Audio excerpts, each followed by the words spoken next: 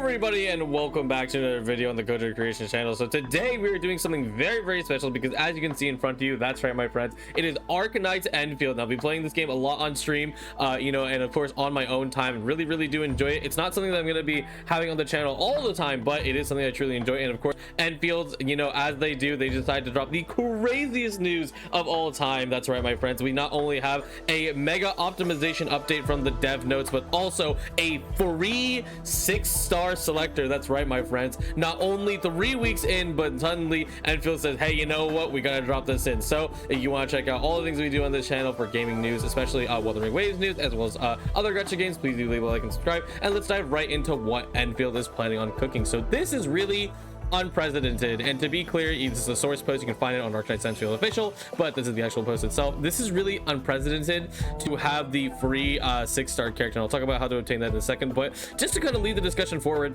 first off, of course it is a standard branded character, and people have all kinds of perceptions about how standard branded characters work, etc. But I would say at the moment, these standard branded characters are pretty good. I obviously do suspect that, and these are how these games should be balanced, is that these guys will eventually be slightly lower or weaker than the limited characters, and that's how it should be.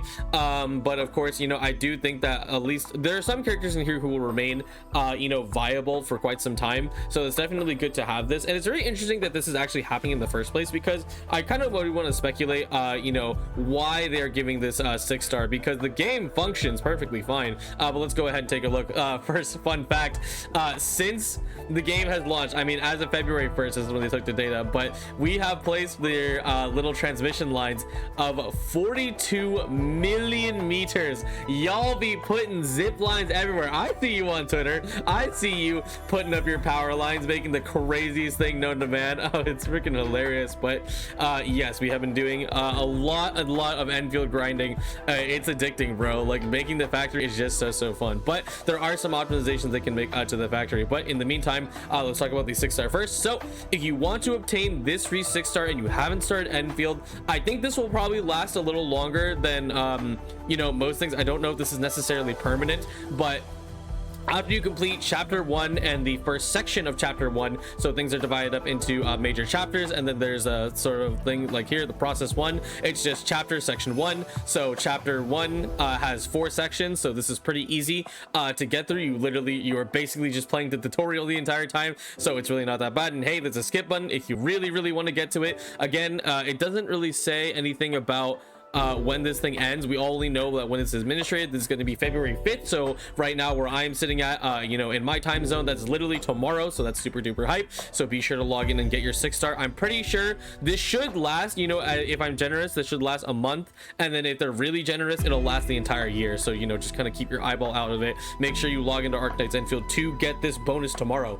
But outside of that, it's interesting that this is being added, because they're going to talk about a lot of the feedback that they've gotten and fixes that they made, which are amazing. But it's interesting that this is the case, because I think they're trying to make sure they survive their sort of honeymoon period, right? And it's to be clear, when people see these things, they kind of perceive it as a bad thing, because it's like, the game is failing, like they really need to keep those players. And I mean, yes, they do. All of these games need to keep their players interested in continuing to have a reason to log into the game, because when they don't, if people have this plateau period where they're super duper hyped out of the game and then they immediately fall off, you did not convert or get a player truly interested in your game. And it's not to say the base content in Enfield really should. There are things the only thing that Enfield really has is sharp angles in which players will immediately hop off the game. But me, as a player who experienced just only the first few chapters of the story, basically just a tutorial, I am hooked on this game now, because they were able to convince me that the factory system was interesting, and not in the sense that I'm going to be a mega base builder. Trust me, bro, look at this factory. This is something I took off a slice and this guy on Twitter. Like, listen, bro, it ain't that crazy. What is it? But because of the blueprint system, and I said in my tweet, I was able to quickly understand the factory and put it all together, you know, very fast. And that was fun. That was fun for me because not only do I have to not, like, you know, go through copious amounts of tutorials to learn the factory, but I can instead just focus on what the fun part is and actually learning how it works instead. And that was very, very intuitive to me. And now I do enjoy the factory, and now as I take the time, I can start building things like these if I really start learning the system. And that's awesome. And I have started to build things like these because look, man, it's been like 5 days after I streamed Endfield. I've been playing this game a bit, guys. Oopsie. Anyway, but yes, moving on from that, yeah, people will perceive this thing kind of as a bad thing. It's like, oh, the 6-star standards, they're gonna get power crept super fast, you know, like, oh, they're just trying to keep my attention and etc. And I mean, yeah, they are. And like, it's really good that this thing is coming out not by the fact that the game is bugging like crazy. Like, this game is very graphically heavy, and I wouldn't be surprised if mobile devices are having a struggle, you know, with this game. But the important part is that the game works, right? Let's be real here. I am the biggest Wuthering Waves fan of all time, and it really is still one of the best gacha games on the market. But hey, man, unfortunately, despite what happened in the beta was perfectly functional. When it launched, it was cooked. It was cooked, and so they gave us 3 standard 5 stars in that game, and of course, the equivalent of this game is a free standard 6-star. And I really don't suspect that this is something that they're doing because the game is like literally falling apart. They did have the PayPal situation that happened, but of course that's, you know, a debate between PayPal and the company, not really the players. Just hopefully the players who did lose money in that got their money back. But the point is, you know, this thing coming in is not going to be like, like, you know, like they're so desperate. It's like, whatever, dude, take the free 6-star. Are you gonna be a baby about it? Do you not like free things? What is it like? I would not read into this too deeply as is. Like, there are definitely things that can come out of these gacha games behind the intention behind rewards, but it's real. This 6-star is not going to completely demolish your gameplay, because also another thing about the 6-star is that I think people have a big frustration with the pull system, and that's actually addressed in here, that there's like some things that they can try to do to alleviate that. Because in this game, if you're not aware, on banners, you must hit hard. You must have enough to hit hard pity. If you are not trying to hit hard pity, you will lose. And I'm of course talking about limited banners. Standard banners are different because they are handing out standard pulls and whatnot. And of course, hey, free 6-star, here you go. But if you do not hit hard pity on the limited banners, you are cooked. It's over. And like, people are like, oh man, Levitain, you know, she's pretty cool, I like her, but I don't have enough rewards to hit hard pity without buying money, so like, or like spending money, so like, what am I gonna do, right? And that's obviously, that's a big point of frustration. It's like, you get into a gacha game and then you can't pull. It's like, oh well, you're just a gambler. It's like, nah, man, like, there's a reason that even if the first banner character, you know, everyone memes on the first banner, you know, like, oh, they're so bad in the future, blah blah blah blah blah. People just want to pull, man. Like, they came into the game, they want to test their luck, they want to see how it goes. But in this game, of course, as it says, if you do not hit hard pity, you're cooked, so don't do it. But you know, that's pretty much the entire thing. I think people just kind of want to have extra characters to play with, especially. It's something I was going to talk about later in the video. You can see all the tabs I have open about character specific stuff. Is that, you know, this game is very built on team synergy. There are characters who straight up do not work with the other characters, so it's very important that these synergies exist. And of course, not to say that the standard banner characters will necessarily do that, but they are pretty good drivers to get teams running. So yes, that's kind of my spiel in the 6-star. I think it's cool. I'm fine with it. You know, whatever intention might be behind it, it's a free 6-star. Just take the 6-star, man, come on. Anyway, moving on to the actual meat and potatoes that matters in this, and that is of course the optimizations. As a Wuthering Waves fan, as we always say, the player matters the most, and they are doing optimizations with a game that's already incredibly optimized as is. Enfield really is optimized to the T, bro. I am still trying to learn the menus, and yet they did do a lot of things right when it came to this design of the game. It really is easy to get places and go places because they took notes and they learned from the other gacha games, and that is always amazing. But we can always do a little bit better. So enemy stat optimization. So basically, just to summarize this, on level 6 and 7, so these are the 2 highest levels in the game right now for your world level of sorts, or exploration levels as they call it, increases the overall you know, drops from the plants and stuff, and the ores, and also the the enemies themselves. But this of course is also the form of a difficulty spike. We talked about this on stream. You can check out the Enfield stream VOD in my live tab, but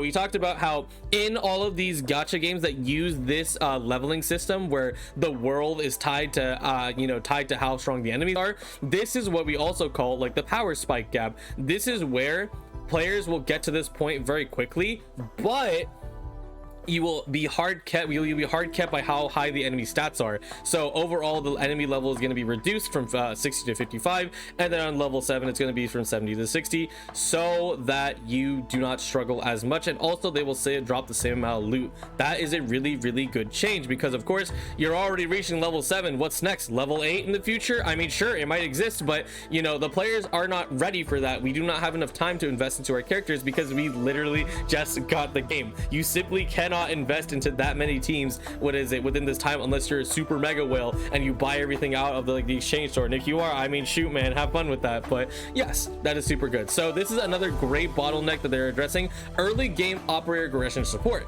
So at authority levels 16, 17, and 18, you will receive Varium components for assembling blue quality gear. And conventionally on the other side, authority levels 28, 29, and 30 will receive Citron Cryston components. I always get that wrong. For assembling purple quality. Now, this is a big bottleneck. I literally, on the stream, I died 3 times to the final boss after it was nerfed, by the way. And of course, mind you, it was skill issue on my end, but having some more HP or better gear definitely would have helped. So when it comes to this, I think with the Varium components, they're just trying to make it easier for people, because Varium is not that hard to get. There's literally one next to your first ever factory, so it's not too hard to get. You just need to work on getting the second version of the electric mining rig, so it's not the worst thing in the world. But this one, Cryston components, oh heck no, this is cooked. This one, I haven't even unlocked the ability to make this in my factory, and like obviously I have not been progressing that fast ever since I finished my last stream on Enfield. But the point is that I'm pretty sure I'm level 40 now, and I have not unlocked this thing yet, because obviously, you know, it's a slow progression, but I don't know where to get these. And like, that's not like oh, help me in the comments. I mean, you could if you want to, but not being able to get purple quality gear, because some of my friends are saying like, oh, you just get this instantly, it's so quick, and I'm like, I don't even know where it is. What is it? So this is really good, because that way players can kind of get a head start with just the gear and not completely bend the factory system out of whack, so they can just get something to, like, you know, to keep them alive, right? That's kind of the most important thing about the gear here, and that's good that they're doing this, because this is really helpful, just to have the idea of, hey, these are things you're going to need in the future, so let's go ahead and assemble them now, and then you know that this is important to the factory. So hey, this is good, makes the future boss fights easier, and gets players started so they don't feel like they're literally tripping over rocks when they have skill issue like myself. Anyway, moving on. AIC factory console optimizations. Yes, now that I really enjoy the factory, I am into this. So let's talk about this. A feature to quickly switch all selected facilities or on or off have been added in top view mode. Thank goodness. When I was building this factory, again from a blueprint, there were a bunch of facilities switched on that I was not wanting to produce, because guess what, man, I only have so many Originium and I only have so much Varium. You can't keep producing that. Stop it. I need that. So I had to go manually to every single machine and turn these off to force it so that they would stop producing the materials that I do not want them to produce.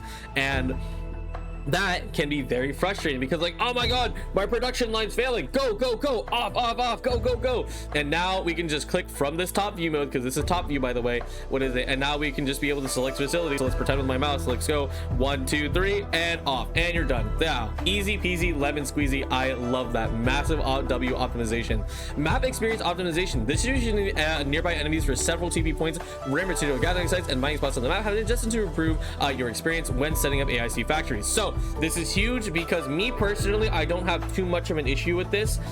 So basically what it's saying is that there are a bunch of points on the map where, I'm looking for my Varium, I'm looking for my Originium, etc., that they're just packed with enemies. And it's true, like there are sections of the map that literally have so many enemies. Now me personally, I don't have an issue, because this is a good way to push the player to start progressing in the game. But of course, if you're a casual player, you don't really want to have to feel this pressure. And Enemies also take a long time to respawn, so that's also why I don't have really an issue with it. But of course, I mean, I do find myself literally running past like armies of enemies just because I'm like, ah, shut up, let me just put the power line down, let me just put the factory in, go on, Lily, just move, what is it? And then I have to kill all of them, and it's like, okay, whatever. But this is good, you know. I hope that these enemies are redistributed to certain locations, because not that they necessarily drop like a ton of stuff, but they do drop you know, valley stock bills, and they also do are just, they're a test dummy. Beat them up, they're good to fight. It's good to fight, you know. You put your characters in a situation where you actually have to, you know, try. So this is pretty good, you know. And I do hope they redistribute these enemies into locations that are not as teleport centric or as centric to you know, setting up AIC facilities is very, very important. But what is this? Adjusted difficulty design for our persuasive devices. Yeah, okay, that's good. So it's just nerf, lol. Okay, sure, why not? These will be released on February 5th, so yep, same time as the six star free. So, you know, just make sure update, here you go. A lot more stuff here for future updates. So this is what's going to be coming in the core, and this is probably what they're working on in the future. So you know, based on the feedback, we are adding more game headhunting resources and sources. Now, this doesn't mean anything. Here's the thing. When it comes to reading into things, this is definitely the one where it's like you need to wait until the game actually shows you, and then we can talk about that. Because this, if you don't know, headhunting is the pulling system, and it's like, well, I mean, sure, man, how are you gonna do it? Let's find out. I mean, you're not just gonna inject the economy with more and more oral berries, or, you know, pulls of sorts. It's like, well, I mean, if you want to do that, I mean, sure. But outside of that, more sources for AIC quota. Players have reached the limit of AIC quota available during the early game. Yes, so this is the kind of, I believe this is the Valley stock bill system. I might be a little off on this one, but yeah, a lot of people are probably like just leveling up really fast, because I do know what a lot of people have said. It's like, once you go all the way to the second region and then you like do the factory and like you like perfectly optimize it, like there's not really much left for you to do in the game. And that's fine, by the way. Like, the game does not need to have infinite content at the freaking launch of the game. It's been like less than 3 weeks. Calm down. What is it? But yeah, like some people are already maxing these things out, so they're probably, what is it, trying to add more options for you to let you do a little more you know, with the current regions, because they're not really, we're only having our second region right now. It's not going to go super far. What is it? Operation manual. Yeah, I mean, that's fine. What is it? It's a little finicky sometimes to move around in the menus. The menus are actually very finicky. You know, sometimes you have to wrestle with them a little bit, but you'll get it eventually. What is it? Space materials. Players can now try the protocol spaces with max team HP. So you don't know, these are sort of the dungeons, if I want to use a universal term. This is where you get all your materials, your level up materials, you know, your ability to increase your talents, etc., etc. And these would always make it so that you didn't start with full HP. Why the frick did you do that? Because Enfield HP matters a lot, because your characters you know, basically eat shit in this game, and it's not like, oh, just dodge. It's like, no, man, like they're gonna take damage, especially the ones off field, and that's why you have to have like the items and make sure you have healing items on top of your characters whenever you do that. And the fact that you would to enter these, like I remember so many times when I was like low level 20 and then I was using Arknight, and she was just always on like 20 HP or less. Like she was literally just on life support all day every day, and it's like, oh man, dude, like I could really appreciate if I can get like some easy heals, because then I have to walk all the way to a rest point, and then I have to hit rest, the screen goes black, and then I reset my capsules. It's like, so frustrating. What is this? So this is good. AIC factory optimizations. All right, so display of shared facilities in cutscenes. So this is just like the adaptive cutscenes, I believe, you know, like, because you can see all the stuff in the world. The point is that you change the world to your shaping. What is it? Optimizing the management of shared facilities and delete it directly from the map. Yeah, this is good. So also people will have like things like zip lines on the map that they place, or like, you know, are from the online servers and whatnot. And you know, like this is cool. Like, you know, I've been using people's zip lines to zip around across the map. This is super duper useful, but of course it is an issue that you have to walk up to these things to delete them if you don't want them, because let's say you want to build your own thing and it's like, well, you're in the way now, so I need to move you. So this is super good, being able to delete these off of the map screen. what is it, quick stash logic of fill the bottles. Okay, yeah, so a lot of this is stuff. It's like, all right, we're gonna rapid fire. Quick stash logic of filled bottles. So okay, so it's filled bottles, so you just put it in the quick stash. What is it, UI, so players on zipline facilities can be better distinguished from shared zipline facilities. This is good.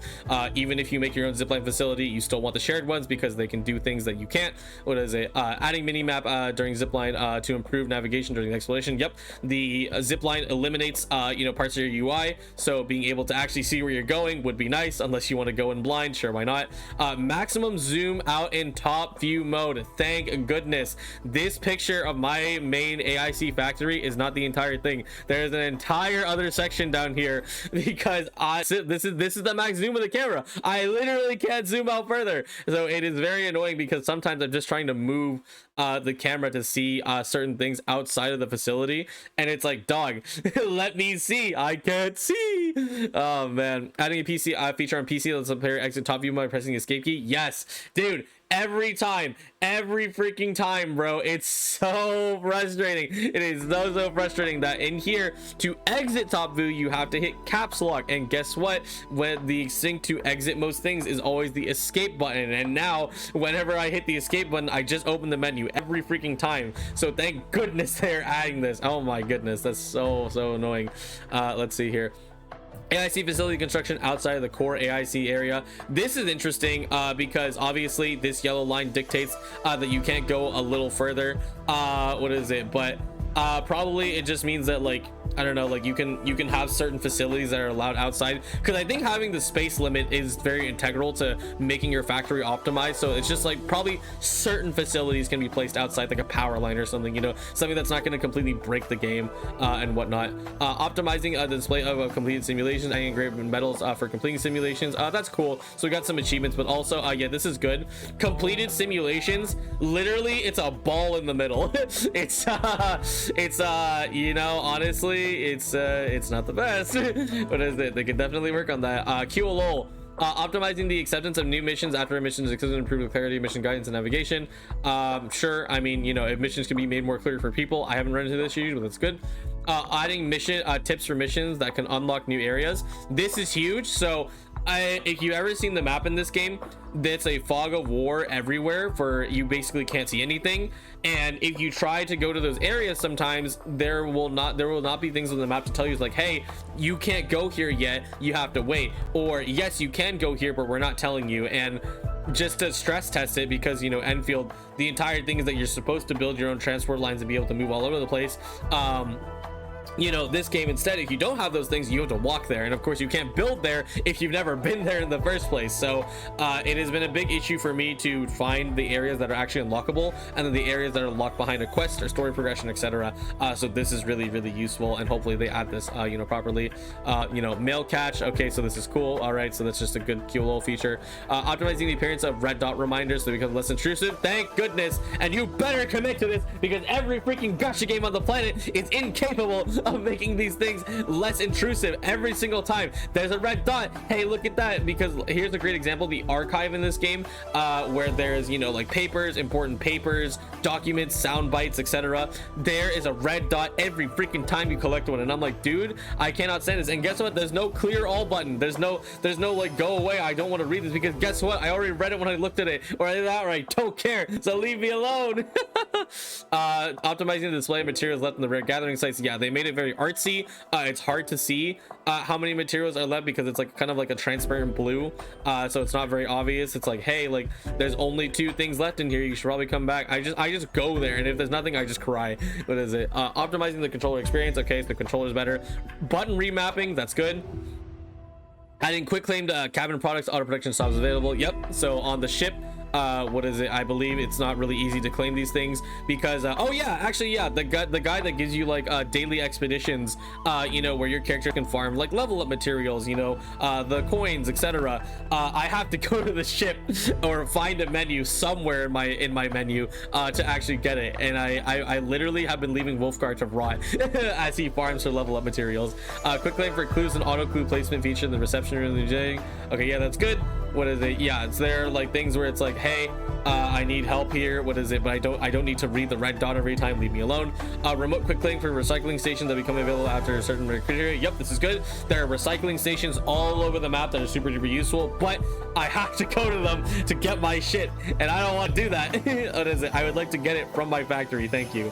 What is it? There's some other things. So general optimizations for visuals. I think this one is good in supporting loot drops because they give you a very tiny little spark and then like it flies into your currently on field character, and it's not very obvious when the character is actually, you know, picking up the item or not. It just kind of disappears, and then like, you know, the spark flies around you 5 billion times, and it's like, oh well, I mean, I guess it's in my inventory. I hope this helps. But yeah, you know, I didn't get as specific on everything in this thing, but I hope I gave, you know, a really adequate read through of the entire thing, because I read it, so you don't have to. But this is a pretty good direction that, despite the game being incredibly optimized, you know, things up here are more related to progression and not making the early game so punishing, which I mean, I don't think it's that punishing, but hey, there are not players who play the game the way I do, so if they can make it easier for them, they're noticing that, hey, that's great. Do it for the players, because at the end of the day, everyone's gonna be level 70, world level 7, and they're gonna wreck shop. So it is what it is. But these are really, really good because you get to see the intricate details of just seeing the general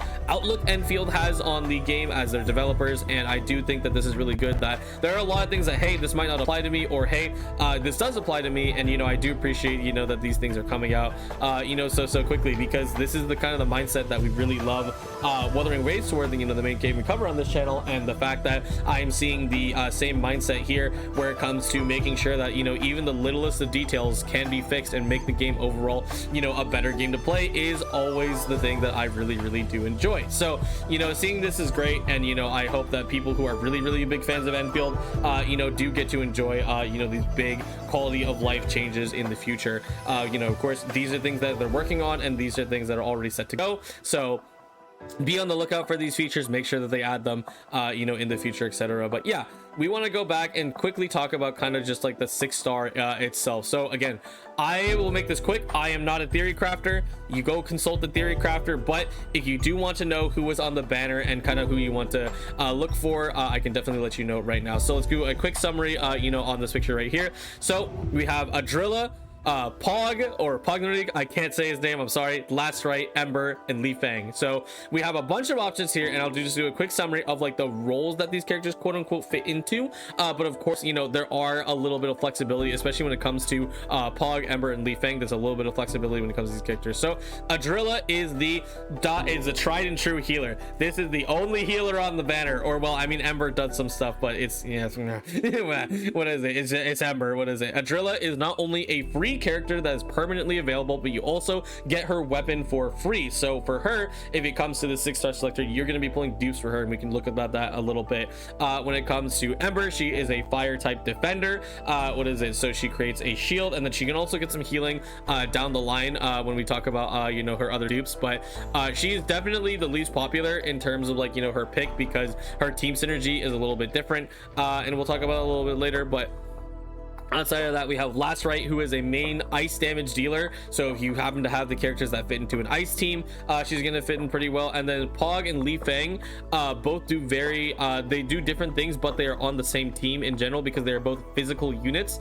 What is it? Pog is an SP monster. If you don't know, SP is the 3 gauge, you know, on top of your health bar that is required to let you cast skills in battle. And Pog has a gimmick where basically if you have negative physical statuses on the enemy, what is it? He can do a thing, and then he can recover that SP instantly. And then Lifeng has some like more damage oriented shenanigans when it comes to that physical stuff. So we can go ahead and look at the actual you know, thing itself. So these are your options, and if you're kind of curious, I mean, there's a tier list. You know, you can consult the tier list, consult the theory crafter. I am not a theory crafter, that is not the point, but I do want to quickly take a look over the dupes that you will get, because most people have at least one of these characters, because there is a beginner banner where they directly give you 40 pulls to go on. It'll be random who you end up with at the end of the story, but regardless, you know, maybe you fell in love with that character, maybe you want some dupes, maybe you want something different. So let's just take a look at some of the vertical investments. So I'm only going to talk about mostly P1 and P2, and maybe P3 if it's like really, really good, but outside of that, yeah. So the first one we're going to look at is Ardelia. So again, the healer.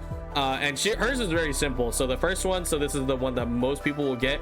If you want to invest into a drill, remember these are standard characters. You will be able to get them again in the future just because of the nature of the standard banner and free standard pulls. But when you use your skill, when you consume corrosion, it also applies a physical susceptibility and art susceptibility with effects of plus 8%. So they're going to take 8%, 8% with the physical susceptibility and art susceptibility, so that's good.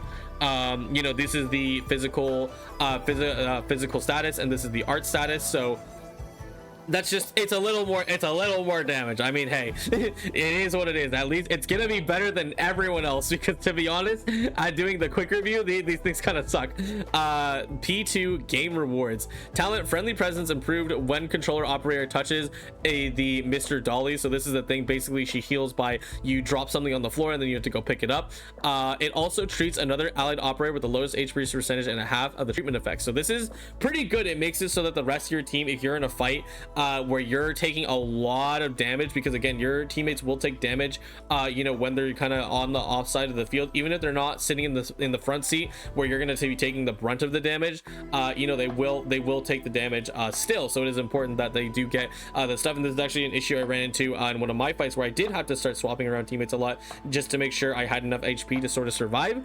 Obviously anyone who's already low HP on the side will not be getting the healing effects of the things that are sitting around on the field. So this is really good, to help you out. And I think Ardelia is definitely a fine investment. Just like again, a sweep through, again, not a theory crafter, but just as a sweep through, her investment level when it comes to vertical dupes is pretty okay. And I'll kind of talk about why, because there are the other characters kind of piss me off when it comes to their things. I'm like, why did you do that anyway? But yeah, Ardelia is fine if you really want your healer to be stronger in terms of the healing department. I mean, that's good, but for the most part, I would still recommend you invest into a damage character. I mean, again, these are good. You can get them in the future. So, like, if you really like Ardelia, or if you really want your healer just to be good, I mean, shoot, man, go for it. But not my cup of tea. Let's move on to Lifeng. So this is a character I definitely have less experience with, mind you, but yeah, here, let's see here. So if you do your skill,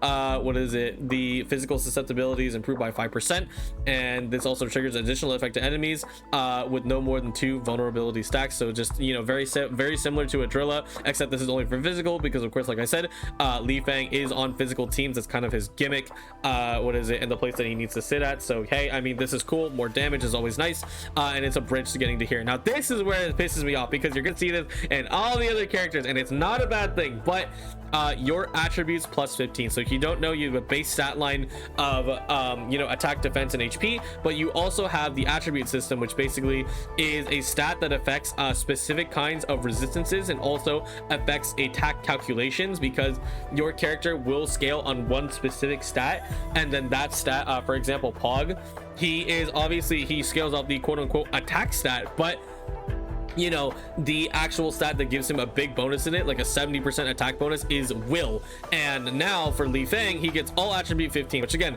this will help their gameplay, but I really do not like that their second dupe is just a stat increase, because again, it's more damage, but I don't like that, because it should be something a little more unique, like Ardelia, who actually gets an active change to every single one of her skills and general gameplay, whereas this guy is just like, yeah, I just get a thing. What is it? So I mean, that's fine. What is it? It is what it is. Most people will be sitting around here at this point, so if you get it, you get it, and you like Lifeng, what is it, that's great. And that's gonna be the case for almost all these characters. Let's move on to Pog. This is the character I actually do play, and this is super duper awesome, because first off, on P1, so if you use your skill, when you hit 2 enemies, you return 15 SP. What the fuck? That is crazy. Okay, listen, Pog already is a character who gets to spam skills on your team out the wazoo, okay? And then he has a gimmick where that if you have physical status, you will return said SP very quickly. So now if you hit at least 2 people with your skill, now you get even more SP. Why not?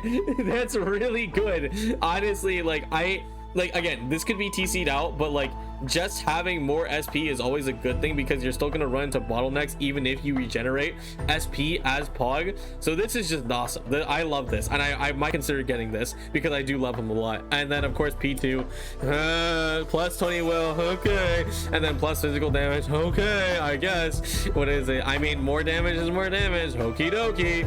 What is it? Moving on to last right, this is our main ice damage dealer. This is actually very important because, again, if I flip over to the tier list, you can see that Yvonne is on a watch list, and whoa, hey, yo, what is it? Yvonne is a main ice damage dealer as well, and last right sitting up here, but as I said, premium 5 stars, because of the next character coming out, you know, is probably going to sit probably somewhere around Levite when it comes to ice teams, because currently ice teams are sitting with Zahi, and then Fluorite does a decent amount of damage, and then of course you have the option of using Estella as well. Not the best option, just warning you, or you can do like a really weird build on Snowshine if you wanted to do damage as well, and then there's Alish. But yeah, that's kind of the team. We can kind of scroll down when it comes to last right. If I go ahead and flip over to the team tab, yeah, like these are kind of the teams that exist, and then last right is probably almost, I can guarantee you, is getting replaced with this character. So just keep that in mind. Not that last right is going to be bad, she's definitely good, but you know, just keep that in mind that like this is kind of the angle that they're gonna go. So if you wanted a different ice DPS, you know, you could pick someone else. But the first one, when the controlled operator, so your active operator, performs the final strike of, you know, so this is the final strike, so you cannot perform final strikes outside of that, so that makes sense. That hit enemy, it deals another 20% damage and 5% stagger, so that's pretty good. You know, being able to add more stagger meter onto your enemies is kind of like the main gimmick of the game, you know, and also just more damage. So this is actually fine. It's just in the way that requires your final strike, which is good. And then of course 20 strength, prior damage double to 10%. Okay, all right, I mean, I guess we get some damage. That's cool, I guess. What is it? Now the last character is I put her last because she's just the character that has the like quote unquote least amount of synergy when it comes to characters, because obviously these teams are very, very buildable, but you know, Ember kind of just fits into some odd places when it comes to her team comps, and she doesn't really have a place right now. Everyone else, like, you know, like I said, kind of has a place of sorts, and Lifeng and Pog, obviously it's requiring them to, like, you know, they don't necessarily need to have each other, but like, you know, it would be nice if you can really build those really strong physical teams. What is it? But you can also build, you know, like something like this where it's a little different, and you're mostly using free characters, and then one, you know, two of the six stars that come on the standard banner. But yeah, she's weird because she's the defender, and defenders have very specific skills in this game that healers seem to take precedence over. So again, if you want to invest into Ember, just like be warned, like this character doesn't really have a spot, quote unquote, in the moment, but I'm sure it's gonna get better as time goes on. I mean, they can't really do that to a standard character, but they make them completely useless. So anyway, talent Inflame for assault protection effect plus 20%, hitting enemy extends duration by 1.5, so this is really good. Getting, I believe this is her shield. What is it that she gives in? What is it?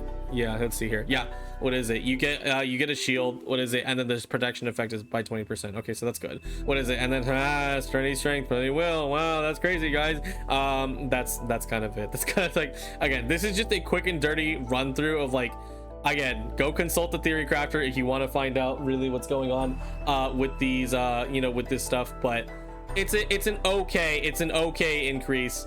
What is it, you know, for your character if you want to be a little more defensive, and then if you also want you know, your base stat total to increase. But overall, I mean, these are fine. Again, you should really just pick either, my personal opinion is that you should pick a character that you do not own. As much as I love Pog, I will probably pick last right so I can play ice teams, because I'm not planning on pulling for Yvonne. So you know, it's important that you horizontal invest in this game at least a little bit, because everything is very team based and team restricted. So like, if I do not have last right, I could play the ice and nature team, but then the problem is that my options are going to be you and you, and neither of you are really quote unquote made for damage of the sorts. Like, you can definitely work, but it's like it's kind of what is it? So I do recommend that you do get a character that you don't currently own. What is it? And last right, I would say, is a pretty free to play friendly character, because as you can see, I mean, Ardelia is free. What is it? Perlica's here, Fluorite's here, Zahi is also, you know, there. What is it? Akiri is also an option. So it's just, yeah, I mean, these are this is a decent option. What is it for anyone who doesn't have you know, otherwise I think Pog is also a pretty good option. I personally would recommend Pog, as he's not only a very fun character, he's a little technical, what is it, but it definitely does make him a good job, what is it, good character to play. Our Adrill is free. Ember doesn't have a place, quote unquote, yet, but I mean, I'm sure she'll find it. What is it? And then I mean, you can just really pick Lifeng is the kind of weird physical guy. What is it? So you could pick him too. What is it? But you're going to be expecting someone else to kind of do the damage. But yeah, again, very long-winded summary on the entire ordeal. End of the day, you choose what you want for your account. What is it? Even if there's certain investment strategies you should go for, but this is really exciting to have you know, this sort of 6-star. And this was a way longer video than I expected when it came to talking about all this stuff, but I do hope you know, I have given, you know, especially as a person who's not you know, pretty light on the Enfield grind, you know, I do give like this a decent summary you know, to look forward to, because at the end of the day, I mean, the game's great.